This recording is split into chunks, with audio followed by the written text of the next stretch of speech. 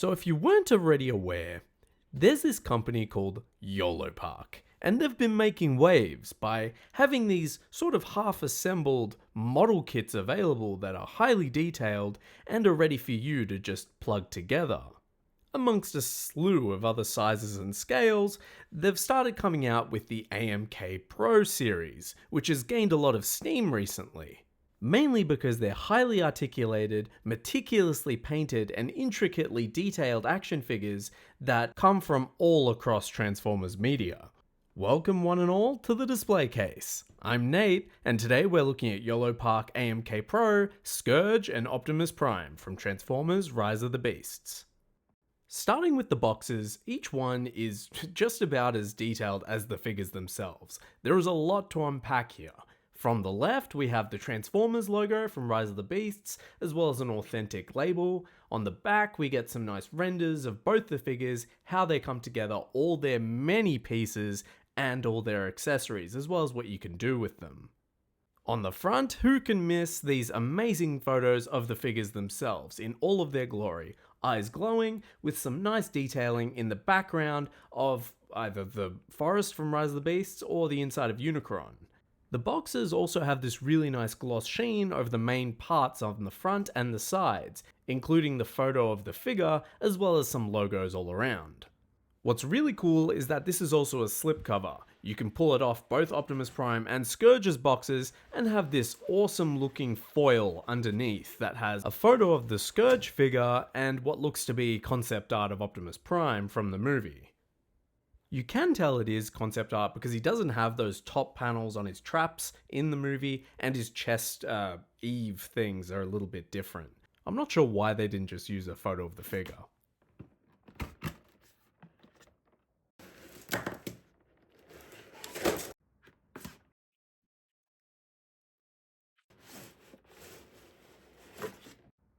So this is how you get the figures. They're in these clam trays that are separated into 4 or sometimes 3 different segments.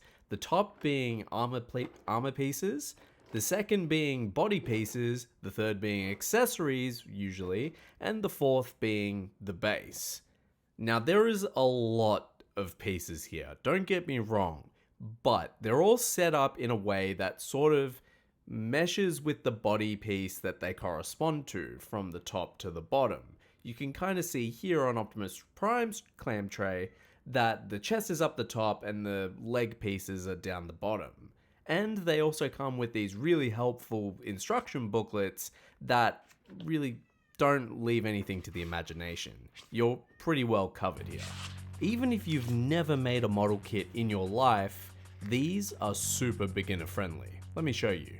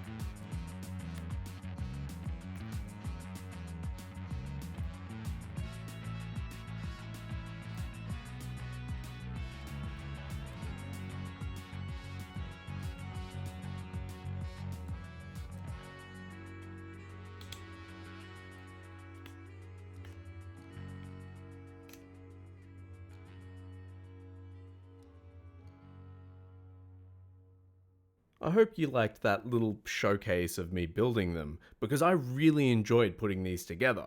You don't have to cut off plastic bits from sprues, you don't have to paint them, it's all sort of pre-done and you just need to assemble them afterwards. I also think that if you're a fan of action figures in general, and you understand that most transforming figures are not going to hit the same level of movie accuracy as these things, these are definitely right up your alley. And Yolopark only recently started making them. They originally started with regular AMKs, which had not a lot of paint, but soon realized that these upgraded versions were much better and, I guess, sold way better. So they've got a lot of these things coming. I just came back from Hong Kong at ACGHK, they had a booth there and just gave me an entire rundown of the entire slate that they've got coming up over the next financial year. And it is exceptionally exciting. Anyway, on to the amazing figures that you see before you. They are just brimming with detail. Every speck, every little bit of rust, every metallic surface has been exceptionally hand painted on these things. I would even say that these might have more painted detail on them than, if you're familiar with them, the 3-0 figures, and they, in and of themselves, are amazingly painted as well. They also come with a wide range of accessories for moments that you see throughout Rise of the Beasts. And maybe even beyond, you'll see what I mean. Starting off strong with Optimus Prime, he comes with both of his arm cannons from the movie. These, just like the rest of the figure, are painted incredibly. They have this awesome black wash and metallic finish that really brings out the detail. They also have this rotating barrel that you can move around to fit any configuration, as well as a clear piece up the end that you can remove to get to its light up effect, and this is really awesome. It has this little diode inside that you can power using 2 AG1 batteries, which you can then activate using a magnetic switch. Now the way this works is that every time you tap a magnet near it, it either activates it or it circles it through its 3 modes, being steady, flashing, or even sort of a very slow fade in, fade out effect. Either way, I love it. I love the magnetic activations. It just makes the entire effect for me. Beats a Switch any day. You can then just align it up to the arm and plug it in using a ball joint. Wonderful. That same light up effect style and style of diode is the same for the one in the head, which can be activated using a magnet and goes from the 3 modes of steady, blinking, and that slow fade in, fade out effect again. I really need to figure out a name for it. Breathing. Breathing is the word I'm looking for. And when you put both of these light effects on together, they don't last a super long time, but they absolutely make an impact wherever the figure is. Prime also comes with the axe that he uses in the second half of the movie in the big battle. This thing is beautifully detailed, it's got lots of great sculpt work, and has some nice silver dry brushing throughout. It also fits really nice and snug into his articulated hand, so it doesn't really move around a lot, which is a big plus in my eyes.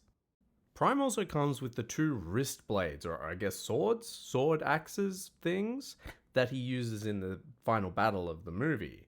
These have these little hooks on the end that, once you remove Prime's hands, can slide upside down and then rotate around to snap in place. Putting the hands back on make these an impressive display piece for Prime.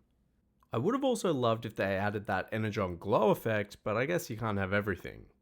On top of the articulated hands, he also comes with a slew of other pre-posed hands, including splayed out, 2-finger pointing, fully closed fists, a trigger finger hand, which is a little bit pointless considering it's actually easier for the articulated hands to hold the gun that he comes with, which we'll talk about later, and the posable hands, which are incredible because they have 2 points of articulation on the thumb, and that is all I care about.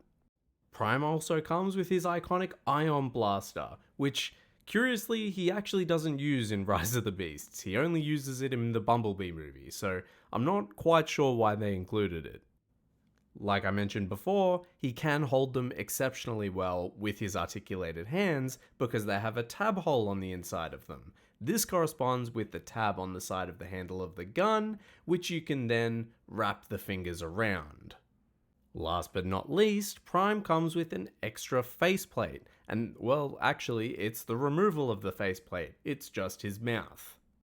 This can be inserted by taking off the top, sides, and front of the head in that order, and then plugging in the new face. I will admit, it is a little bit disappointing that you have to disassemble the entire head just to get to that front panel.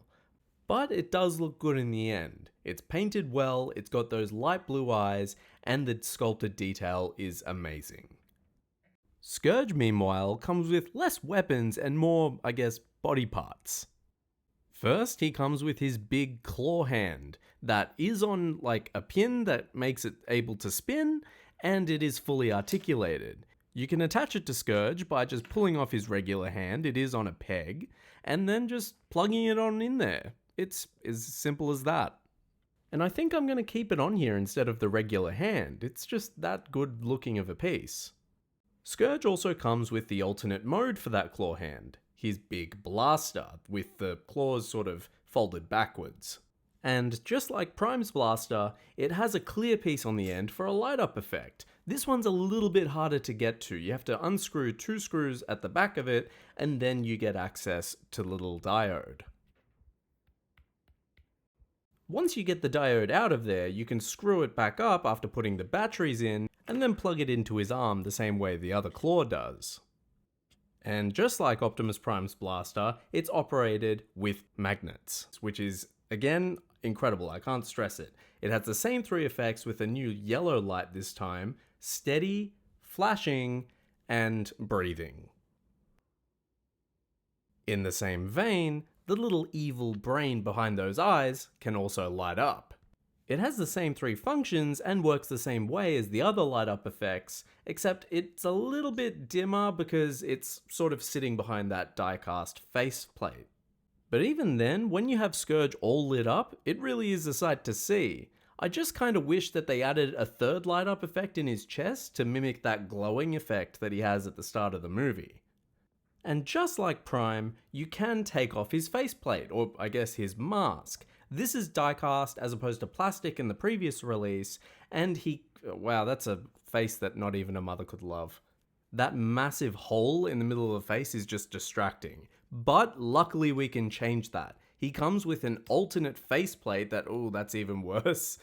He comes with an alternate faceplate that mimics his look at the end of the movie after he's had his mask knocked off by Mirage.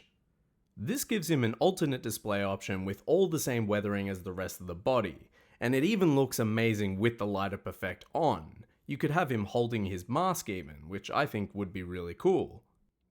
Lastly, all the latest AMK Pro figures also come with a base. Now this is a really cool techie looking base. It is painted, but it is hollow on the inside. It has a little slot up the front where you can put either the Terracon symbol or the Autobot symbol. And the fun thing is that these symbols actually act as the magnets you use to activate the light up effects. They're just glued into the back, and I love that they gave us a display option and a way to store these magnets if we need them. Lastly, each bot comes with a flight pole, which is sort of this bendy metal material that screws into the back of the display base. It's really sturdy and it's really long, giving you tons of opportunity for really good aerial poses. Prime's attaches by taking off his back bot panel and then just plugging it into the port that's there. Scourge's also plugs in the same sort of way, but underneath, so you sort of unplug that undercarriage panel and then plug the stand into that. I will say that Scourge is significantly more stable than Prime is because the plug actually goes into the die-cast metal, rather than Prime's just plastic undercarriage. Now for articulation, Prime has a ball joint at the base of his neck and then another one at the base of his head, allowing for an incredible range of movement. He's also got a swivel for his shoulder that allows it to go all the way around. He also has a very nice butterfly joint in his chest. He's also got a moving shoulder pad that gets out of the way so his shoulder can go up almost 180 degrees. I almost said 90 there. This is incredible. He's also got a bicep swivel that goes all the way around, a fully double jointed elbow with a little panel that gets out of the way, allowing for an incredible bend, ball jointed wrists that rotate and go in and out, as well as 2 hinges on each of the fingers and a ball jointed thumb, with an added hinge of its own. We also get a peg going into his chest, allowing for slight rotation and forward and backwards crunch, as well as a peg going into his crotch area, allowing for full rotation at his waist. We also get a drop-down hip system with 2 rotation points that can go above 90 degrees, but you don't want to push it too far. Rotation at the thigh, he can go back just the slightest amount, a bit disappointing, as well as out to the side 90 degrees. The amount of engineering in his knees is insane. He's actually got 3 points of movement. 1 at the end of his thigh, 1 at the end of his, calf, and then 1 sort of deep inside his calf that makes it go even further. I just love that they gave that extra thought to this figure to give him that little bit of extra movement. It really pays off. He also has a good amount of ankle pivot, moving 45 degrees either side. The foot can also rotate, as well as move forward and back, albeit a little bit loosely. He's also got toe articulation. Scourge has a similar amount of articulation, with a ball joint at the base of his head allowing for an insane level of movement, as well as one in the base of his neck. He's also got a hinge allowing for his mouth to open quite a bit, which is pretty cool. He's got ball joints going into his chest, allowing for his whole arm to rotate, as well as operate as sort of a butterfly. He's got a nice bicep swivel that goes all the way around. His shoulder is on a hinge that can go all the way up. His shoulder pad is on a ball joint. And yes, the shoulder does like to pop out sometimes. He also has a double bend at his elbow that allows it to go pretty much 180 degrees. A pegged wrist that rotates and hinges in and out, as well as fingers that have individual joints from the knuckle to the fingertip moving in. His thumb also has 2 hinges in and of itself. He's also got a hinge in his upper chest, allowing for a good amount of crunch, as well as a bit of side-to-side movement, and then a rotation peg into his waist, which can do a full rotation. He also has drop-down hips, which can go up a staggering amount. Just look at how high Scourge's legs can go. His backwards movement is no joke either. They go up far. While not as much, his side-to-side movement is also pretty serviceable. His hip joints also serve as his thigh rotation, moving a little bit, and after you move this little panel here up, his knees are double jointed and can move a pretty good amount, but the panel sort of stops them moving at about there. He also has 45-degree ankle tilt, as well as rotation and toe articulation. Beautiful. So if there's one thing these Yolopark figures can do, it's pose. They are exceptional at articulation, and have the engineering prowess to be able to hide the joints into the body itself. And these weren't designed for the ground up to be AMK Pros either. They were originally regular AMKs. In fact, these were wave 1 and 2 of the original AMK line. So I can't wait to see what they come up with in the future of the AMK Pro line. In fact, I might have seen a little bit of a sneak peek in Hong Kong of what they have coming next, including from G1, the Bumblebee movie, and Revenge of the Fallen. These Yoloparks also scale really well together, especially with their own kind. We've got characters like the AMK Pro Mirage that was recently released, as well as the AMK regular Bumblebee from Rise of the Beasts. If you want to get really particular, you can say that the little bots here are on the bigger side, but I don't mind because they do fit in with larger scale figures like the 3-0 Optimus Prime right here. And while it is bigger, the 3-0 Prime actually doesn't have as many paint apps as the Yolopark Optimus Prime, which is actually more accurately painted, believe it or not. But you can appreciate them for the respective detail that they both bring. So I can definitely understand the sentiment of people that would prefer their Transformers to, well, transform. But I guess that, for me, would be discounting the value of these model kits. And when you put them together, they kind of fit into that action figure category for me. They've got a lot of accessories, they're very expertly engineered, they're very expertly painted, and they're full to the brim with movie accurate, very detailed sculpt work.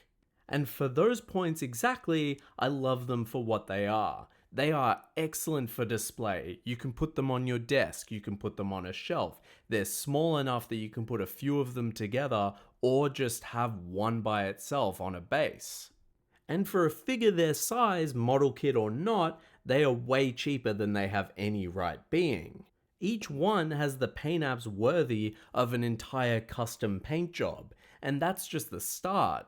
On the AMK Pros, you have features like die-cast parts, die-cast skeletons, and that just adds to the overall value that you're getting with these kits. And that's why these are some of my favorite figures in my entire collection. Thank you so much for watching my video. I hope you enjoyed it. This is something a little bit new. If you like my content, feel free to check out the other videos on my channel. They're just like this one. Feel free to leave a like, subscribe, or even a comment on your own thoughts on these Yolopark figures. I love to read them.